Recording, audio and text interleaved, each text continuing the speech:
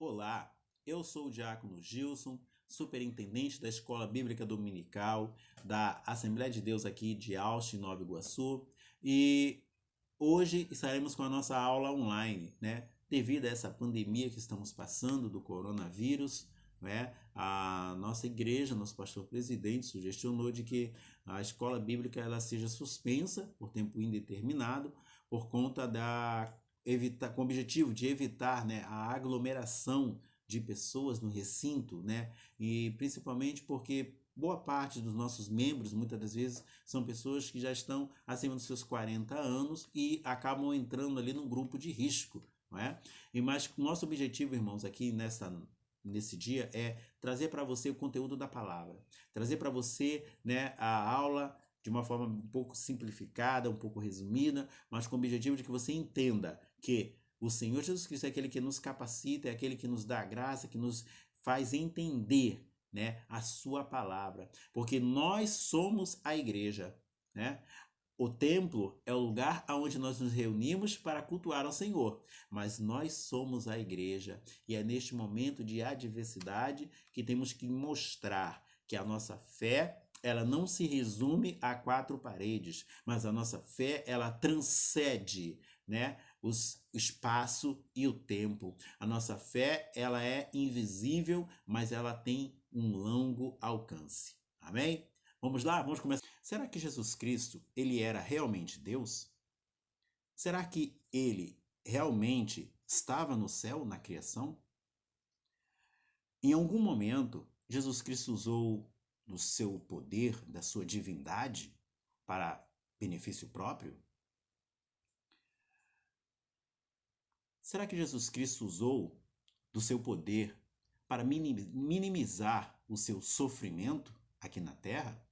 Ou até mesmo o seu sofrimento no Gólgota? Vamos aprender tudo isso hoje. Vamos tirar a sua dúvida aqui na Escola Bíblica Online. Hoje. Venha conosco.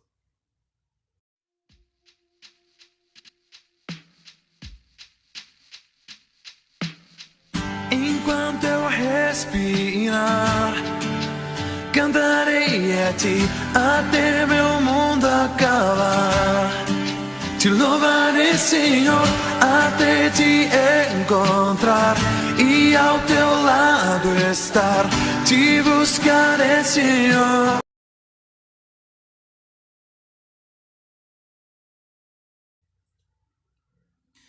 Pois é, pessoal, aqui estamos hoje e para começarmos a nossa aula, nós precisamos primeiramente entender quem era Jesus Cristo, não é? Jesus Cristo, o texto áureo, ele nos diz que Jesus Cristo ele crescia em estatura e em sabedoria. Quando nós lemos esse texto, nós entendemos que o Senhor Jesus Cristo, ele passou por todo o processo que o ser humano ele tende a passar, que é crescer, é aprender e se aperfeiçoar. Mas quando diz que ele aprendeu e ele crescia em sabedoria e em estatura, mas também em graça para com Deus e para com os homens, isso demonstra que o Senhor Jesus Cristo ele não somente crescia diante dos homens, né, da sua forma evolutiva, não, mas também diante de Deus, né? O Pai estava levando em consideração todo o aprendizado, tudo aquilo que Jesus Cristo estava aprendendo aqui, né, ainda diante dos homens. E o Pai estava apenas acompanhando, entendendo, observando tudo aquilo que Jesus Cristo estava a fazer aqui na Terra. Vamos entrar aqui na nossa leitura bíblica. Ela está no livro de Lucas, no capítulo de número 2, dos versículos 40 até o versículo 52. Diz assim o texto.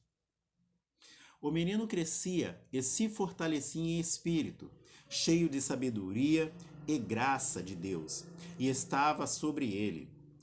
Ora, todos os anos iam seus pais a Jerusalém, à festa da Páscoa.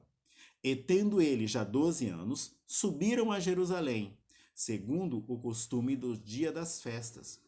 E regressando ele, terminados aqueles dias, ficou o menino Jesus em Jerusalém, e não souberam seus pais.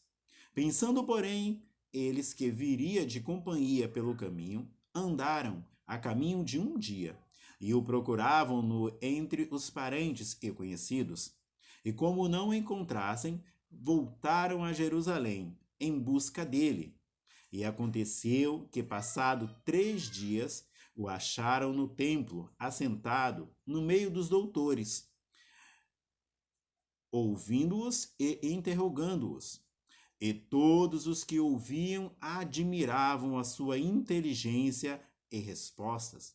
E quando viram, maravilharam-se, e disse-lhe sua mãe: Filho, por que fizeste assim para conosco? Eis que teu pai e eu, ansiosos, te procurávamos. E ele lhes disse: Por que me procuráveis? Não sabeis que me convém tratar dos negócios do meu pai? E eles não compreenderam as palavras que lhe dizia. E desceu com eles e foi para Nazaré, e era-lhe sujeito a sua mãe, e guardava no coração essas coisas. E crescia Jesus em sabedoria, em estatura e em graça, para com Deus e para com os homens. Não é?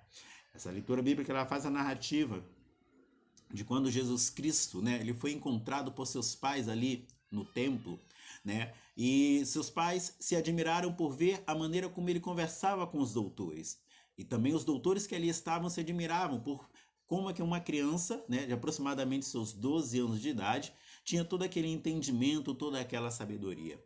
Mas a partir daquele momento, como o texto aqui ele menciona, sua mãe já guardava aquilo no seu coração porque ela sabia que aquele menino tinha um propósito real. Aquele menino tinha um propósito real para a sua vida. Não é? E é sobre isso, esse propósito real que nós vamos falar hoje. Jesus Cristo, quando criança, ele cresceu como uma criança normal. Ele cresceu como uma criança qualquer. Mas o seu ministério, ele se deu início com 30 anos de idade. Mas aí vem a pergunta: por quê? Por que o ministério de Jesus Cristo não começou antes? Porque seu ministério só se deu início de forma real e verdadeira com 30 anos de idade. Se durou apenas 3 anos, porque aos 33 anos, Jesus Cristo foi crucificado na cruz do Calvário. São perguntas que nós vamos estar respondendo aqui hoje. Jesus poderia ter simplesmente, já desde aquele momento, começar a operar milagres, operar maravilhas, mas nós precisamos entender que Jesus Cristo estava aqui como homem, como Deus e também como homem. Ele era 100% Deus, 100% ser divino, espiritual, mas também ele era 100% homem. Ele sofria, ele sentia calor, ele sentia frio, ele sentia tudo isso que nós, seres humanos, padecemos. Tudo que nós, seres humanos, sentimos, Jesus Cristo também sentia. Vamos ao tópico 1.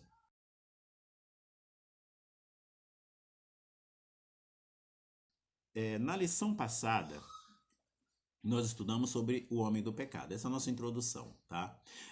E nessa próxima lição de hoje, que estamos aqui estudando, estamos falando sobre a pessoa de Jesus Cristo, o Filho do homem, né? Apresentando Jesus Cristo como um ser humano perfeito. Nele é quem devemos pensar, falar e agir. E de início, deixarmos bem claro que a humanidade de Jesus não era simplesmente algo aparente, mas era algo real, era verdadeiro. Tudo era semelhante a nós, exceto quanto ao pecado. Frisamos outro sim, que da sua natureza de Cristo, divina e humana, não se conflitavam, não havia conflitos entre a natureza divina e a natureza humana do Senhor Jesus Cristo. Pelo contrário, elas se harmonizavam de uma forma perfeita. Por quê? Porque Jesus Cristo, ele sabia exatamente como conciliar, como dominar a sua natureza humana e a sua natureza espiritual, sua natureza divina. O tópico 1 diz o seguinte: Jesus, o verdadeiro Deus. Né? Professamos que o Senhor Jesus Cristo ele é perfeito humano e perfeitamente divino. Ele não era meio homem ou meio Deus, um semideus, né? Como a mitologia grega muitas das vezes defende, né? Na sua história. Jesus Cristo, ele era 100% homem.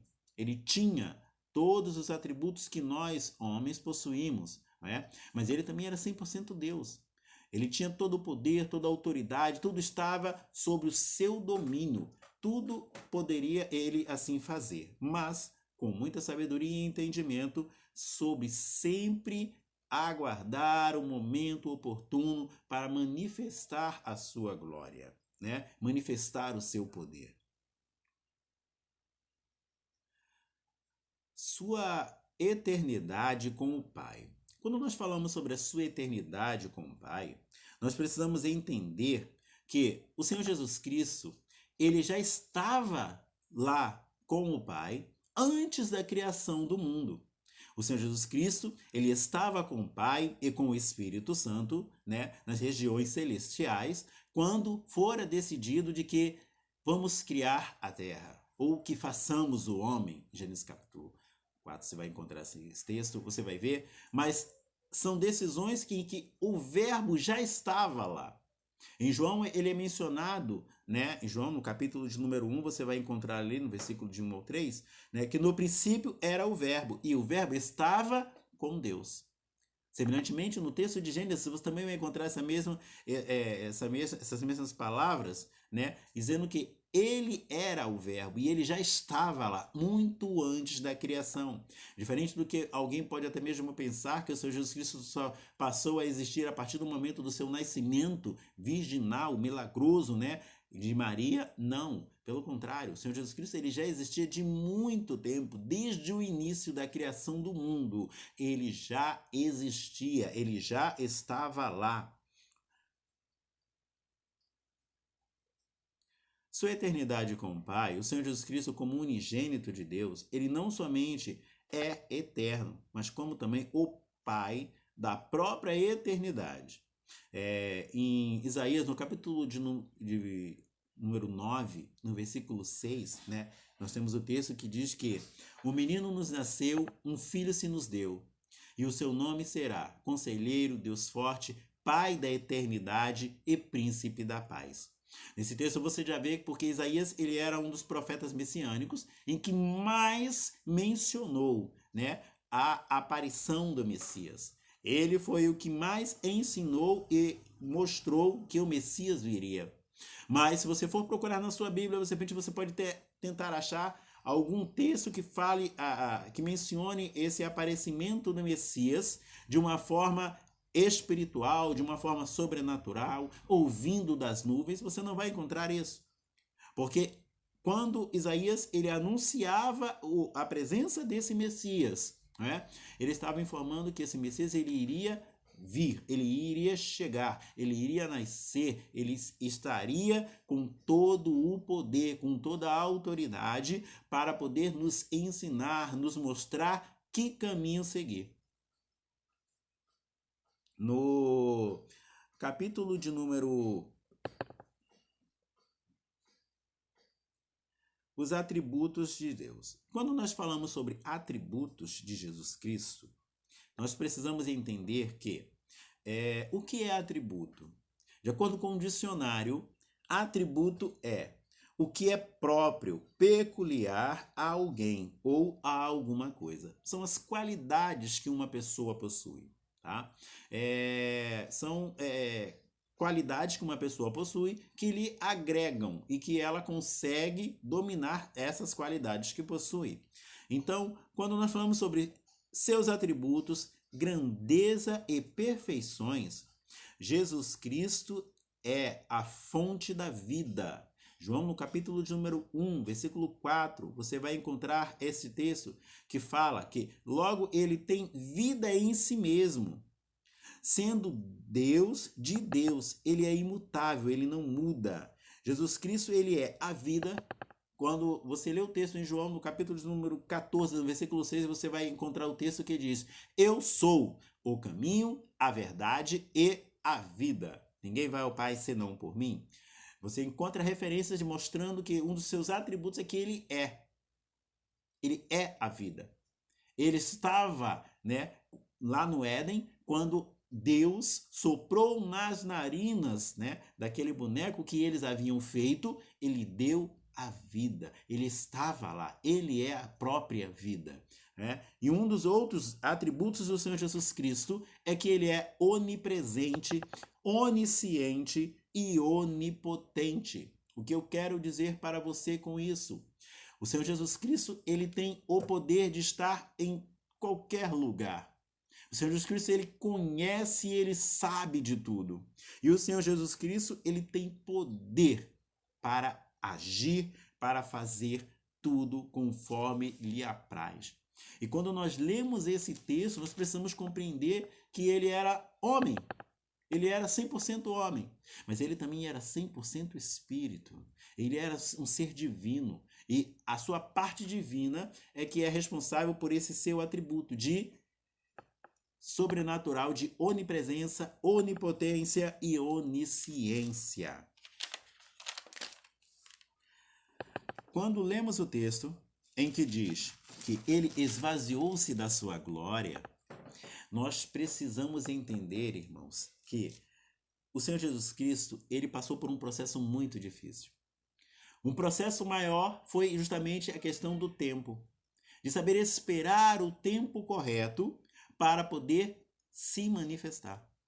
Jesus Cristo, ele abriu mão da sua divindade, do seu privilégio de ser um ser divino, sobrenatural, com poder e com autoridade, abriu mão de sair do lado de seu pai para poder vir para a terra, para dar a sua vida por amor a nós. E sem mencionar que ele passou esses 30 anos aprendendo. É isso mesmo. O Senhor Jesus Cristo, ele passou 30 anos aqui conosco, aprendendo como funciona, como é que o ser humano trabalha, como o ser humano age. Para quê? Para que as pessoas pudessem entender a sua divindade. Se nós formos observar boa parte das parábolas que o Senhor Jesus Cristo ele utilizou nas suas pregações, né, nos seus sermões, ele utilizava de atributos e comparativos de coisas que aconteciam no dia a dia do ser humano, dos homens aqui. Para quê? Para facilitar o entendimento do homem. Ele se passou, ele abriu mão da sua glória, mas não abriu mão da sua divindade. Entenda isso.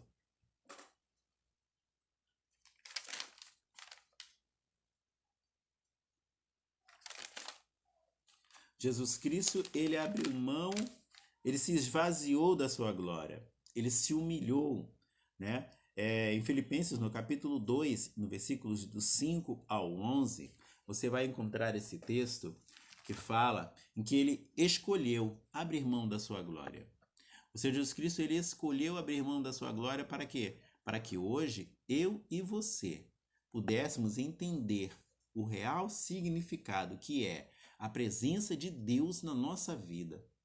Neste momento, você consegue ver que Jesus Cristo, ele se dedicou por amor a mim, por amor a você, né, para fazer a vontade do Pai. Ele se humilhou, ele foi obediente. Mas por que você está falando isso, Diácono Gilson? Por quê? Porque o Senhor Jesus Cristo, ele tinha todo o poder, toda a autoridade para simplesmente abrir mão do plano de salvação e voltar para a glória, para ficar ao lado de seu Pai. Quando nós lemos o texto em Mateus, no capítulo de número 24, no versículo de número 44, Mateus, no capítulo de número 26, versículo 39. Você vê com clareza quando o Senhor Jesus Cristo está ali no Getsemane orando e ele estava angustiado, a Bíblia menciona isso, ele estava angustiado, né? Porque ele sabia o que estava por vir. Porque quando ele descesse dali daquele monte, ele seria preso, seria julgado, seria castigado, açoitado, humilhado. E na sua oração, o Senhor Jesus Cristo ele diz: Pai, se possível for, passa de mim este cálice. Mas quando nós lemos esse texto, nós precisamos entender o contexto dessa história. O Senhor Jesus Cristo, ele sabia qual era o plano da salvação, ele sabia que ele tinha que passar por tudo aquilo ali, mas o seu lado humano, o seu lado 100% homem, estava preocupado, estava triste, estava angustiado, porque ele sabia que iria passar por um momento muito difícil. Mas aí é que entra o lado sobrenatural de Deus, o lado espiritual, porque dá a ele forças para passar por aquele momento difícil. E aí, quando ele completa o texto, você vai ver: mas, se possível for, passa de mim este cálice, mas que seja feita a tua vontade. Quando ele fala isso, ele está dizendo: Pai, eu queria sair daqui nesse momento. Eu não queria estar passando pelo que vou passar, mas eu sei que tu estás comigo. E eu sei que esta é a tua vontade. E eu sei que eu vou passar por isso porque tu estás comigo. Assim mesmo Deus fala para nós nos dias de hoje. Muitas das vezes vamos passar por dificuldades, por situações que achamos impossível suportar. Mas aí é neste momento que você tem que entender a soberania de Deus. Ele permite que você passe pela dificuldade, mas você não passa sozinho, porque ele passa com você. Ele te ajuda, ele te sustenta com a sua mão e te diz: eu estou contigo. Guarde essa palavra para você nessa noite, nesse momento, para que você possa entender que Jesus Cristo, ele sofreu, ele chorou, ele sentiu frio, ele sentiu fome, mas em todo o tempo ele sabia que o propósito real de ele estar aqui era nos conceder a libertação, nos dar a salvação. E por isso que ele foi até o fim, até a cruz do Calvário, para morrer por amor a mim, por amor a você.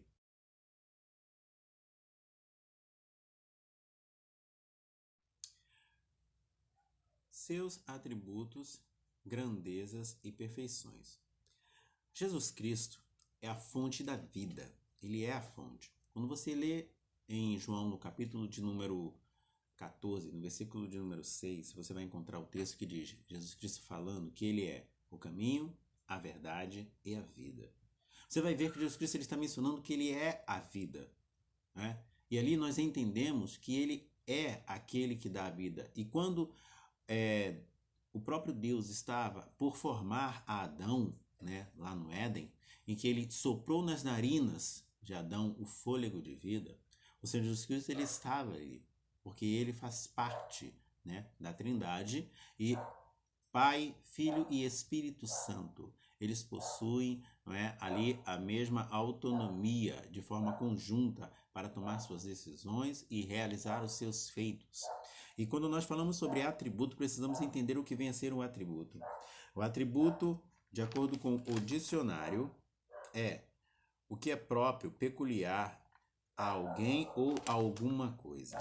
E o Senhor Jesus Cristo, ele, por ter este atributo, um dos seus atributos é que ele é a vida, ele é onipresente, ele é onisciente, né? E ele é onipotente. Ele está em todo lugar, ele sabe de tudo e ele tem todo o poder. Mas se nós formos analisar, vamos entender o texto que em momento algum o Senhor Jesus Cristo usou dos seus atributos para benefício próprio. Todas as vezes que o Senhor Jesus Cristo demonstrou o seu poder, foi com o objetivo de ajudar terceiros. Todas as vezes que o Senhor Jesus Cristo ele utilizou do seu poder, né, mostrando a sua parte divinal, né, o seu poder, né, divinal, foi com o objetivo de multiplicar pães e peixes para alimentar a muitos. O Senhor Jesus Cristo ele nunca fez uso do seu poder apenas para que transformar um pão em pedra com o objetivo porque ele estava com fome. Não, sempre com o objetivo de ajudar a terceiros, de ajudar a todos. O Senhor Jesus Cristo ele teve sempre este cuidado. Por quê? Porque a sua onipotência ela não pode ser ignorada. Porque há todo o poder nos céus e na terra se acham em suas mãos. Está lá em Mateus, no capítulo 28, versículo 18. Né? Ele tinha todo o poder, mas no momento algum ele se beneficiou deste poder. Ele se esvaziou da sua glória, mas não da sua divindade. Quando de sua encarnação no ventre puro e virginal de Maria, o Filho de Deus não se esvaziou da sua divindade, mas sim da sua glória. Né? Filipenses no capítulo 2, do versículo 5 até o versículo 11, você vai encontrar o texto que fala, né, que o Senhor Jesus Cristo ele abriu mão da sua glória, não é, para poder vir estar aqui conosco, para nascer, né, de Maria, através do Espírito Santo, e para que hoje nós possamos entender e ver que ele abriu mão, ele se humilhou, ele abriu mão de algo que ele tinha todo o poder, toda a autoridade, né? E ele abriu mão de parte disso, da sua glória, para poder vir nascer em um corpo humano, limitado, frágil, não é? Mas o diferencial é que o Senhor Jesus Cristo ele não pecou. Embora ele tivesse um corpo, não é, humano, mas não era um corpo debaixo do pecado. Por quê? Porque a sua glória o habitava. E nós precisamos entender que o Senhor Jesus Cristo, em sua oração sacerdotal, ele reivindica junto ao Pai, não a sua divindade, mas a glória que desde a mais remota eternidade desfrutara no perfeitíssimo e infinito círculo da Santíssima Trindade. Seus discípulos sabiam que ele era Deus. Mateus capítulo 14, versículo 33. Jesus Cristo ele abriu mão, ele se humilhou, ele foi obediente, porque ele poderia ter usado do seu poder para benefício próprio, mas em momento algum ele quis fazer isso.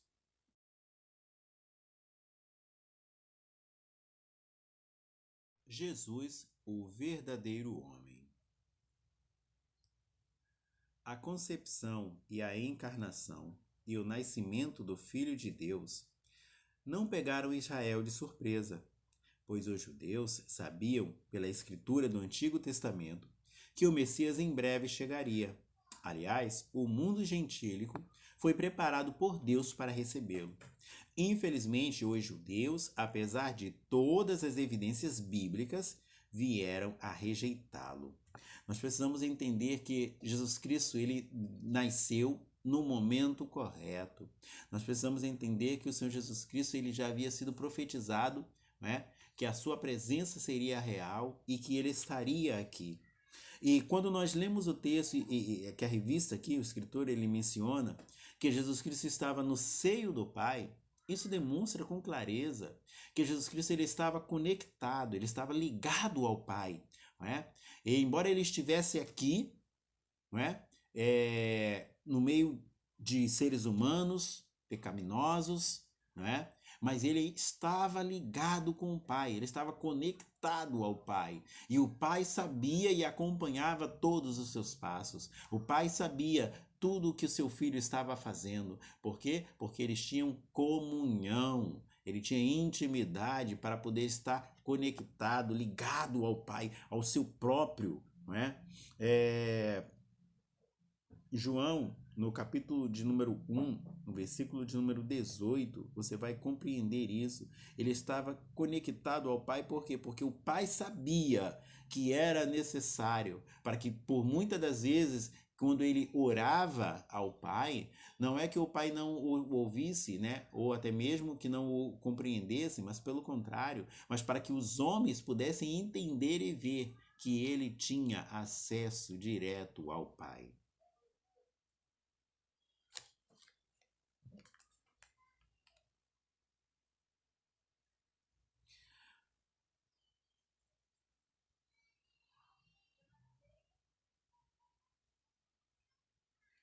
Profetizando no Antigo Testamento. A vinda do Senhor Jesus é profetizada em todo o Antigo Testamento. No Gênesis, ele é a semente da mulher. Em Malaquias, o sol da justiça. Entre ambos os livros, há outras profecias carregadas de significados, tanto para Israel como para os gentios. Jesus é o tema das duas principais alianças da história sagrada, desde Abraão a de Davi. Quando nós vemos esse texto, nós podemos entender, irmãos, que o Senhor Jesus Cristo, ele estava conectado e ligado, né, à aliança da história, né, tanto do povo hebreu, né, quanto do povo gentil. Você vai ver que é mencionado ali, e já havia sido profetizado, né?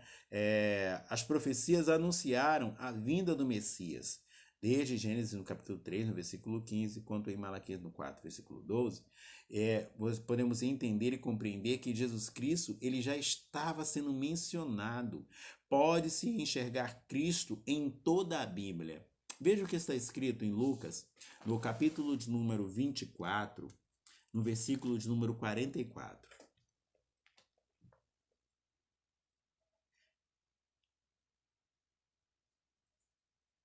E disse-lhe: São essas as palavras que vos digo, estando ainda convosco. Convinha que se cumprisse tudo o que de mim está escrito, na lei de Moisés e nos profetas e nos salmos. Quando nós lemos esse texto, nós vemos que o próprio Senhor Jesus Cristo, ele está mencionando aqui, ele faz questão de mencionar a lei de Moisés, os profetas e os salmos. Ele está mencionando aqui que desde o início, do princípio lá de Moisés, até mesmo na era de Davi, o Senhor Jesus Cristo ele está informando que ele já era mencionado a sua presença, já era mencionado, né, a sua divindade. Então, nós precisamos compreender e enxergar Cristo em toda a Bíblia. Tá? Seja no Antigo Testamento como que no Novo, a presença do Senhor Jesus Cristo ela é real, ela é vívida. Encarnado no Novo Testamento. Ele era 100% homem. Teve fome, teve sede, teve frio. O Senhor Jesus Cristo ele passou por todas as necessidades que nós como homens possuímos. Ele passou por todas as dificuldades que nós, como homens, passamos. O Senhor Jesus Cristo ele teve fome, ele teve sede, ele sentiu frio. Houve momentos que ele teve medo e se sentiu angustiado, como no Getsemane, né? Ele teve medo de muitas coisas, porque ele era homem. Mas em momento algum ele fez uso dos seus atributos espirituais e divinos para simplesmente se satisfazer, ou simplesmente para poder vencer o seu lado humano. Não. Ele sabia conciliar e administrar tudo isso de forma correta, de forma coerente, não é? Sem que houvesse conflitos entre o seu lado espiritual, divino, né? E o seu lado humano. Ele sabia administrar isso. E muitas das vezes nós não estamos sabendo administrar a nossa vida espiritual com a nossa vida secular. Precisamos compreender que da mesma forma que o Senhor Jesus Cristo, ele pôde conciliar o seu lado espiritual e o seu lado físico, terreno, humano, nós também precisamos saber administrar isso. Seja o nosso lado físico com o nosso lado espiritual. Precisamos ter entendimento e sabedoria para podermos administrar bem a casa do Senhor, administrar bem a nossa fé, administrar bem o nosso tempo. Concluímos e afirmamos que a humanidade de Jesus Cristo ela era perfeita, em nada difere da nossa, exceto quanto ao pecado. Ele não estava sujeito ao pecado original, quer ao experimental. Jesus Cristo ele não pecou, né? A única diferença entre nós e a pessoa do Senhor Jesus Cristo era que ele conseguia conciliar tudo isso e ele não experimentou o pecado. Ele nunca experimentou o pecado porque ele é santo, ele é escolhido e separado, ele sabia lutar com isso. Quando Satanás se apresentou diante dele lá em Mateus no capítulo 4 para o tentar, nós vemos que por diversas vezes Satanás tentou fazer com que Jesus pecasse. Ele tentou fazer com que Jesus Cristo pecasse, induzindo fome, induzindo o desejo de possuir multidões ou de ser adorado, mas em tudo o Senhor Jesus Cristo permaneceu firme. Ele permaneceu firme e o mais interessante, ele usou a palavra para confrontar a Satanás. E se você quer vencer o inimigo, você quer vencer o adversário, use a palavra. Use a palavra que você está aprendendo hoje. Use a palavra que você aprende na escola bíblica dominical da sua igreja para poder vencer o inimigo com a palavra. Jesus nasceu na plenitude do seu tempo. Aí alguém pode até mesmo achar que se Jesus Cristo tivesse nascido nos dias de hoje, teria sido diferente. Ou se Jesus Cristo tivesse nascido anos antes, né, também teria sido diferente. Mas entendamos uma coisa. Deus, ele é racional. Deus, ele é pleno. Deus, ele é onisciente. Ele sabe de tudo. Então, entenda uma coisa. O Senhor Jesus Cristo, ele nasceu no momento correto. Ele nasceu no momento necessário. Ao escrever aos Gálatas, afirmou Paulo que, vindo a plenitude dos tempos, Deus enviou o seu Filho. Entenda, quando houve a plenitude do tempo, né? O tempo oportuno, o tempo necessário, o tempo adequado, Deus enviou o seu Filho. Não é? Não foi simplesmente algo por acaso ou algo inesperado. Não, pelo contrário, Deus enviou o seu Filho no momento certo, no momento oportuno, para que hoje nós possamos viver esta plenitude. A sua presciência, Deus levantou 3 significativos povos e culturas a fim de prepará-los para o mundo, para recepcionar o seu Filho e para cooperar na divulgação universal do Evangelho. Israel, através das suas sinagogas, espalhadas por todas as nações. A Grécia, por intermédio do seu idioma e filosofia. O exame natural às coisas pela luz da razão. E, finalmente, Roma, por meio das suas leis, governos e estradas de excelente qualidade. De uma maneira sobrenatural, Deus esperou o momento correto, em que essas 3 nações estavam difundidas, estavam amplificadas, para que o nome do Senhor Jesus Cristo pudesse ser levado a todos os lugares, não é? A todas as nações, a todos que o ouviam, embora muitas vezes não o tinham visto, mas já o ouviam falar dele. Então Jesus Cristo, ele nasceu no momento oportuno, no momento certo. Nada foi por acaso. Em Israel, Jesus é apresentado ao mundo. Entendemos isso? O Filho de Deus, que segundo a carne também é filho de Davi e de Abraão, nasceu em Israel, sobre a lei de Moisés e de Roma, tendo ele uma educação harmônica e perfeita, tanto diante de Deus quanto dos homens. Iniciou seu ministério aos 30 anos de idade. Por quê? Jesus Cristo, ele começou seu ministério com 30 anos de idade, irmão. Sabe por quê? Porque ele estava aprendendo. E muitas das vezes nós vemos aí muitos obreiros, né? Muitos pregadores que simplesmente não querem mais parar para aprender. Simplesmente querem crescer o seu ministério, né? Como que é um pão que assa no forno, que em instantes ele dobra de tamanho. Ei, aprendemos uma coisa.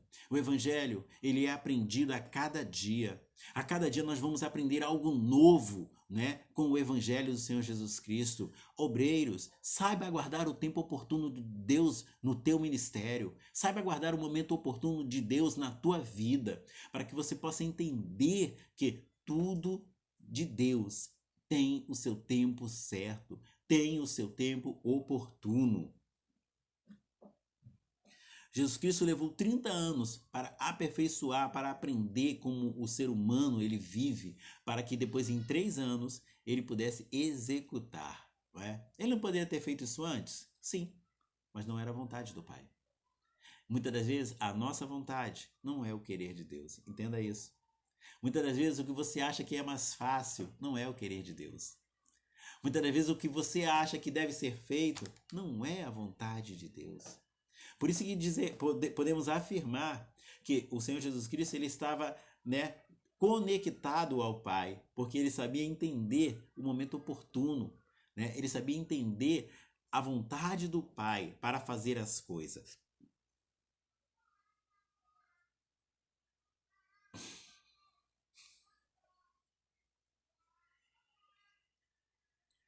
Tópico 3. Jesus, o homem perfeito. Afinal, o Senhor Jesus Cristo, ele era ou não um ser humano? Ele era 100% humano? Ele era 100% Deus? Sim. Ele era humano, sim. Semelhante a nós. Sim, ele era semelhante a nós, melhor do que nós, pois não estava sujeito ao pecado original, ao experimental. A humanidade de Jesus Cristo não era aparente, ela era real. Quanto a nosso momento, em um momento algum ele usou a sua divindade para suprir a sua carência, como já mencionei, não é? Em momento algum o Senhor Jesus Cristo ele usou dos seus atributos, do seu poder, né, da sua autoridade para adquirir, né, benefícios próprios, benefícios, né, individuais, né? Em momento algum, com toda sabedoria e entendimento, ele sempre fez uso do seu poder, ele sempre manifestou a sua glória através, né, dos milagres e operações de maravilhas, mas com o objetivo de ajudar a terceiros. Quando ele saciou a fome da multidão, foi com o objetivo de quê? De ajudar a terceiros. Não é? Quando ele andou sobre o mar, foi com o objetivo de ajudar a terceiros. Então, entendamos, vamos procurar entender isso. O Senhor Jesus Cristo sempre teve poder e autoridade, mas sempre sob o momento correto de usá-los. E nunca querendo beneficiar a si próprio. Isso demonstra, irmãos, que o Senhor Jesus Cristo, em momento algum, ele foi egoísta. Em momento algum, ele teve simplesmente a vontade de querer se satisfazer, mas pelo contrário, a sua preocupação era de agradar ao Pai.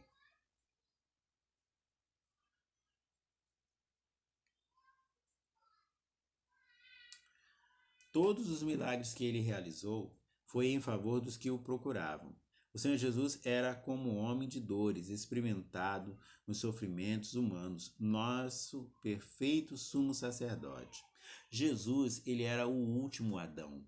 Precisamos entender, né, que quando nós lemos o texto que Jesus Cristo ele era o último Adão, porque ele foi, né, e é a esperança da humanidade. O objetivo do plano perfeito de Deus para o homem, não é? Que não deu certo com Adão no Éden, deu certo com Jesus no deserto. Então, você pode entender que o que vai fazer o diferencial na tua vida não é o ambiente onde você está, não é o lugar que você está, mas sim o que há dentro de você.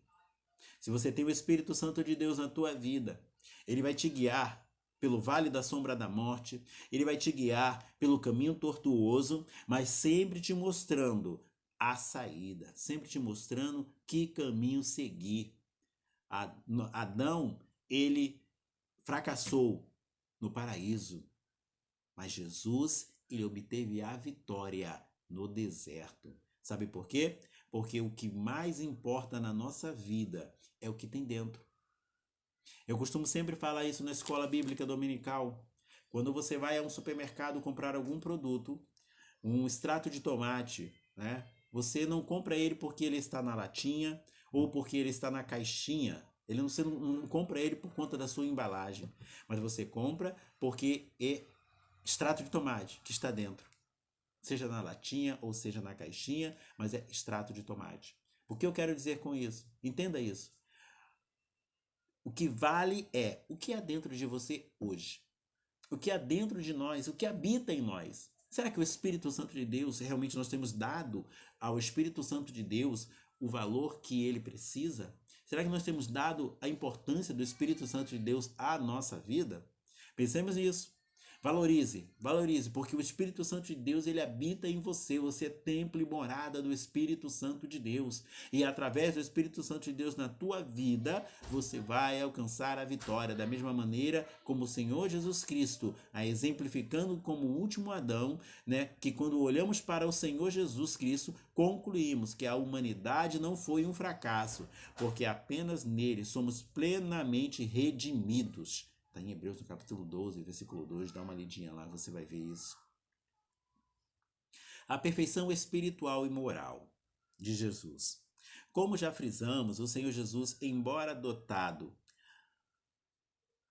de uma natureza humana igual à nossa, jamais esteve sujeito ao pecado original, nem ao pecado experimental. Eis o que escreveu o autor, a Epístola dos Hebreus, porque nos convinha tal sumo sacerdote, santo, inocente e imaculado, separado dos pecadores e feito mais sublime do que os céus. Hebreus capítulo 7, versículo 26. Tanto no falar quanto no agir, Jesus ele era perfeito. Nenhum dolo, engano se achava em seus lábios. Ele era perfeitíssimo em todas as coisas. Ele é o nosso modelo. Mas precisamos entender que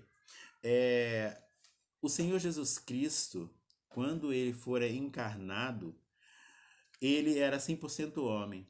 Teve fome, teve sede, teve anseios, mas quando ele nasceu na plenitude do tempo, ele nasceu no momento oportuno, no momento correto, não é? Quando tinha que ser. E aí, para a gente fechar e entender, ele foi apresentado às nações, né? Ele se preparou por 30 anos e ele era perfeito e resistiu ao pecado. Entenda isso. O Senhor Jesus Cristo, por tudo o que há na terra, ele venceu o pecado. Ele foi tentado diversas vezes, mas o adversário não conseguiu o alcançar. Sabe por quê? Porque em tudo, com a sua perfeição, porque ele estava alicerçado na palavra. Ele tinha a palavra, não é?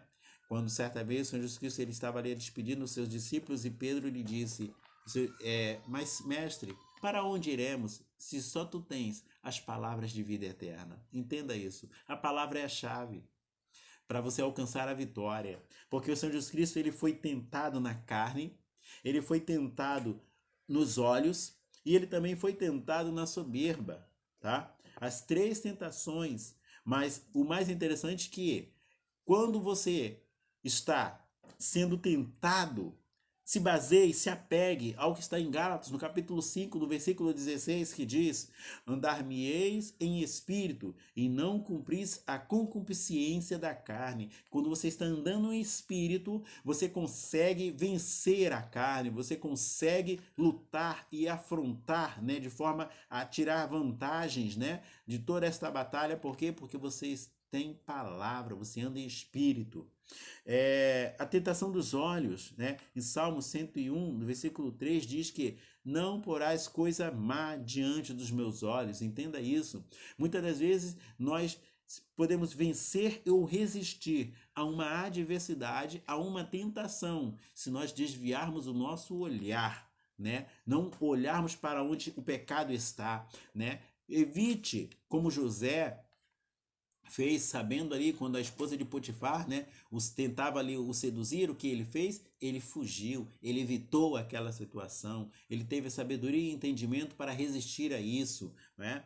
E a tentação da soberba, né? Em Mateus, no capítulo 6, no versículo 33, diz: buscai primeiro o reino dos céus. Quando você está disposto a buscar o reino dos céus, você vai ver que tudo o que está à parte, tudo que vem ao seu redor, não é? É o Senhor que vai te conceder.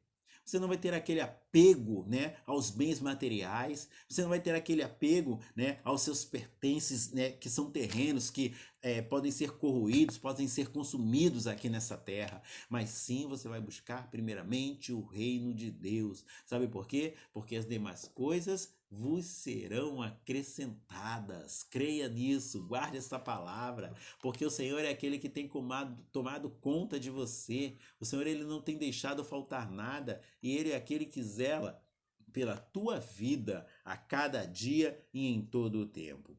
Para concluirmos e para fecharmos o nosso tópico, meus amados irmãos, eu quero deixar para vocês aqui a nossa conclusão. Olhando firmemente para Jesus, o autor e consumador da nossa fé, chegaremos à estatura de varão perfeito, homens e mulheres moldados pelo Espírito de Cristo.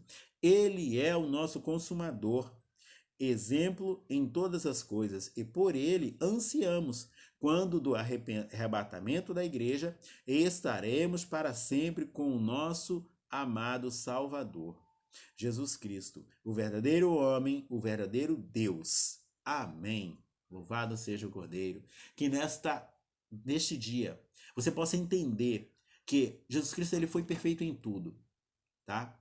E para que nós possamos seguir esse exemplo do Senhor Jesus Cristo de forma literal, de forma vívida na nossa vida. Não é fácil, não é fácil, tá? Seja você jovem, seja você adulto, seja você casado, seja você solteiro, não é fácil, mas vamos fazer a nossa parte.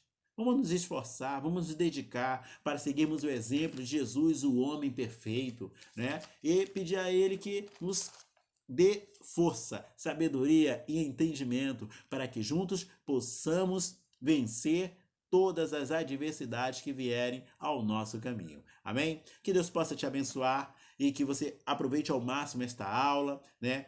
E que fique na paz do Senhor Jesus Cristo. Graça e paz, meu irmão.